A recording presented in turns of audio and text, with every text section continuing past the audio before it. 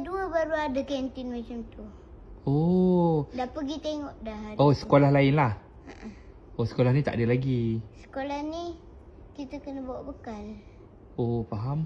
Yang itu kita boleh beli banyak.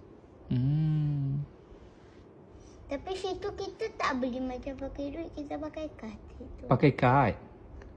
Ada. Top up kad? Tak, teacher tu bagi kad. Kita minta kat teacher nak makan, dia bagi. Oh, faham. Letup sekolah hang. Dia cerita sekolah dia bila time rehat dia kena bagi tahu cikgu. Cikgu bagi kad dia, letup sekolah Jaden dia bak kata rosek. Darjah 2 baru ada kantin macam tu. Oh. Dah pergi tengok dah. Oh, sekolah lain lah. Oh, sekolah ni tak ada lagi. Sekolah ni kita kena bawa bekal. Oh, faham. Yang itu kita boleh beli banyak.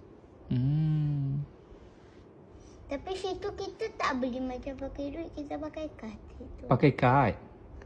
Ada. Top up kad? Tak, teacher tu bagi kad. Kita minta kat teacher nak makan, dia bagi. Oh, faham. Letup sekolah hang. Mai orang seronok bila borak dengan Jaden. Dia katanya macam atuk-atuk borak fokus betul bila tengah borak tu. Tapi memang tak dapat disangkal lagi cara Jaden bercakap ni memang sebiji ikut cara bapak dia